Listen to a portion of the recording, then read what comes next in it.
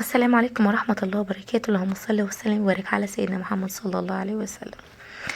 ولا ماشية ولا بيا ولا عليا، ما كانش على البال ولا على الخاطر خالص ان انا اعمل محشي، بس كان هافف عليا بقاله كام يوم. تمام.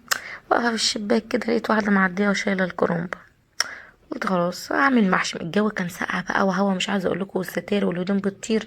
قلت الجو ده، هي الكاميرا عملت كده ليه من اول ما طشيت الصنم، اول ما حط الجو، قلت الجو ده عايز يا عدس يا محشي.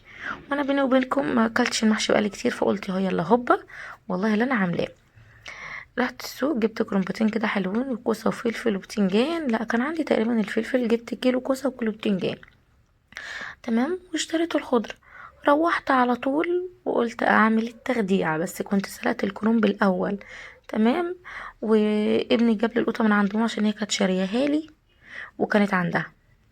تمام. فانا استنيتهم لحد ما جم وجابوا له الطماطم، وساعتها قمت خدعت بقى، كانت الكرومبه اتسلقت بقى الحمد لله تمام التمام. سلقت كرومبه واحده، ما سلقتش الاتنين، ما قدرتش خالص. انا حاليا قمت قورت الكوسه والبتنجان والفلفل وركنتهم على جنب. تمام. وعملت التخديعه بقى. حطيت شويه زيت حلوين كده، المحشي بيحب الزيت يا جماعه. وحطيت عليه الاول ده صنم الجمل اللي انا كنت حطيته، بعد صنم الجمل حطيت البصل اللي انا مخرطاه مكعبات.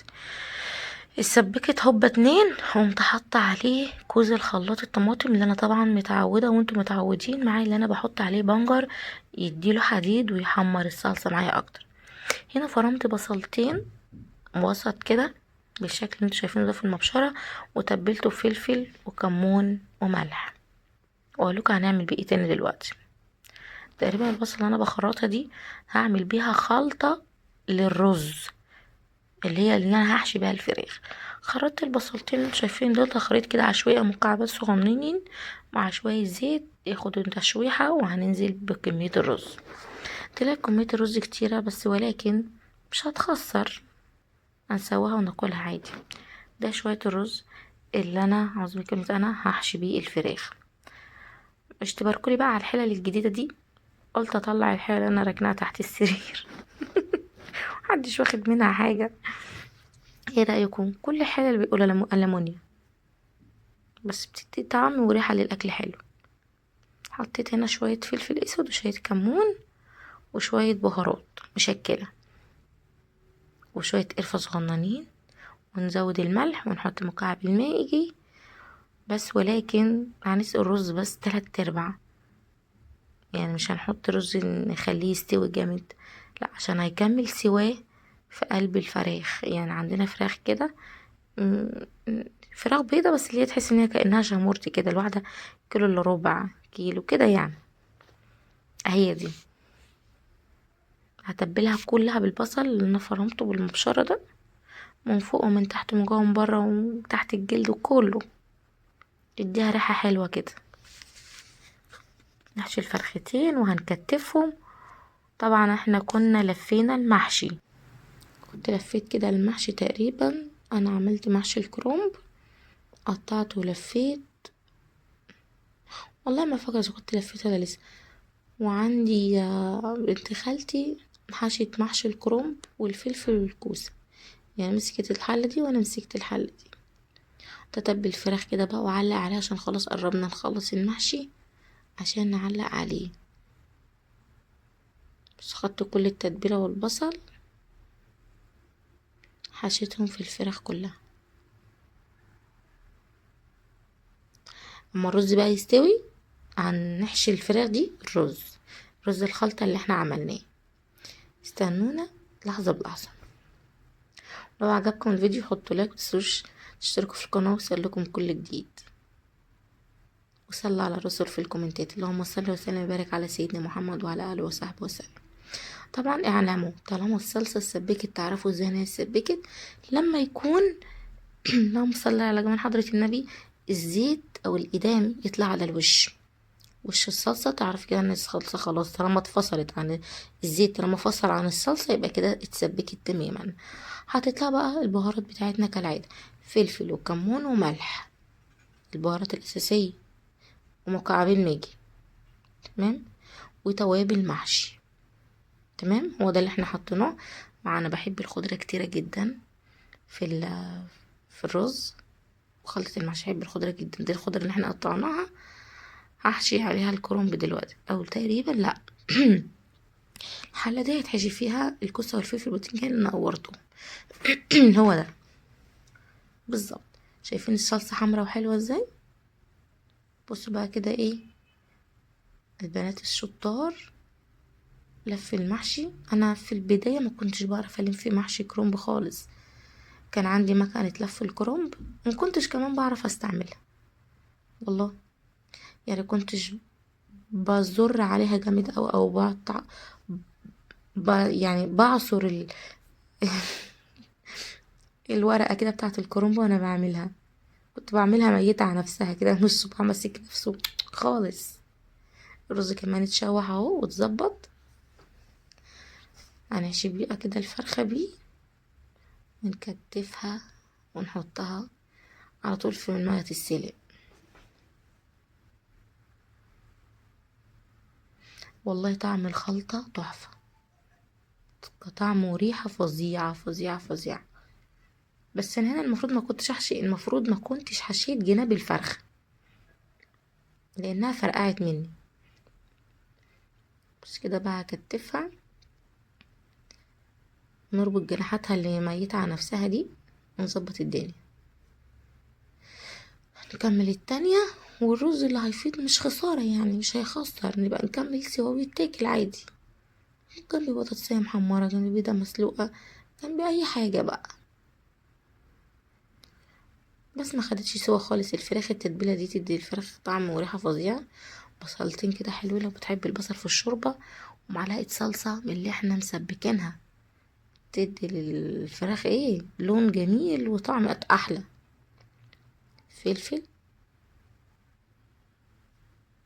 نحط شوية كمون، ونحط الملح بتاعنا ونسيبها بقى تستوي مع نفسها مع مكعب ماجي. ونسيب الفراخ بقى. قشطة يا معلم. كده انا كنت خلاص لفيت المحشي بتاعي والفراخ على وشك ان هي تخلص. بس الحاجة الجميلة أوي نسقي كده المحشي. بس انا مش بحشيه، مش بحط عليه مية كتير، شوربة كتير يعني نص الحلة تقريبا عشان الكوسة هتسرد مية. يعني مش دايما بخلي المية الشوربة مغطية المحشي. قبل ما تطلعي كده على الأخير تمام.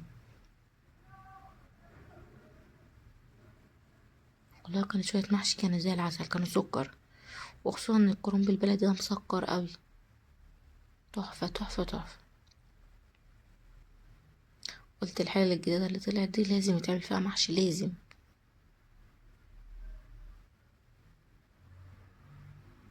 ايوه كده. ونعلق بقى يا معلم. كلوا الاكلة دي وادعولي. بص الفراخ انا كتفتها ازاي ولا كأنها هتطير مني. شفت بقى انا كنت عاينة شوية صلصة من التسبيكة احطهم بقى على وش الحلة. الصلصة بتاعت المحشي انا كنت عاينة منها شوية.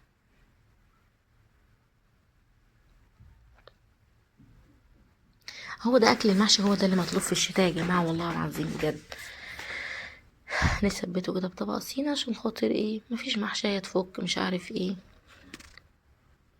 ولكن كده هيتاكل برضو. الشتاء عايز اي حاجة سخنة، اي حاجة سخنة مولعة.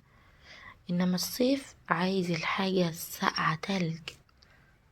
هنا كنت خلاص استوت الفراخ وحطيت لها زيت واتحمرت الحمد لله وفكتها من الخيط وكانت بالشكل الجميل ده. تحفة تحفة ومخدتش معايا سوا خالص ولا وقت خالص. تعالوا بقى نعمل اكل المطاعم. الصواني بتاعت البشوات او المعلمين او الصواني الفنادق. الصواني اللي بتبقى عاملة وشويات، اللي بتبقى مكلفة جدا. بص الحلة نزل كله ولا واحدة لازقة. طلعي المحشي معاكي ناجح، الكوسة والفلفل البتنجان طلعي ناجح وقفيه، ما تنيميش المحشي خالص. يطلع معاكي احلى. بصي الحلاوة. تعالي بقى نشوف الكرنب. واو، الصباع بصباعه، مفيش صباع مهري خالص ولا متفعص ولا اي حاجة. بصوا صابع ست كلها مقاس واحد. انا اللي عامله حلة المحشي دي. يا سلام. شفتوا بقى الصواني دي تعمل كام؟ الصينية دي ولا الصينية دي تعمل كام؟ قدمها لضيوفك وشكلهم بيشهي ويفتح النفس، وهيعجبهم جدا جدا جدا مع كاسة الشوربة او فنجان الشوربة الجميل ده. وادعولي. هو ده اكل الشتاء. اعمليها ودفي جوزك وولادك بيها، وكليها من هنا ونامي من هنا على طول، عشان بعدها مش هتقدري تعملي اي حاجة تاني. ظهرك هيوجعك من كتر القعدة. بس انا كنت في اليوم ده تعبت جدا، عشان كنت غسيل هدوم وترويق ومسيح ونزلت السوق. ما كانش عندي طبعا الحاجة، نزلت سوق وجيت وعملت، فكان مجهود عليا. هنا بصوا حبيت اوريكم الرز. انا نسيت اصور لكم خالص فرفر في المطبخ، ومستوي، بس وقلت الفرخة نسيت سخن اوريكم جدا كمان جدا الفراخ جدا. مش استوت قادرة من جوه، اوريكم والرز ان كمان هي مستوي ونسيت مستوية خالص. والرز دايب وطعمه العيله كانت تحفة جعانه جدا، ويلا جعانين جعانين بجد. اتاخرنا، وانا فعلا اتاخرت في الاكل في اليوم ده. بصوا ويلا عدت على خير، ودمتم نشوفوا بخير فيديو جديد واستودعكم مع الله.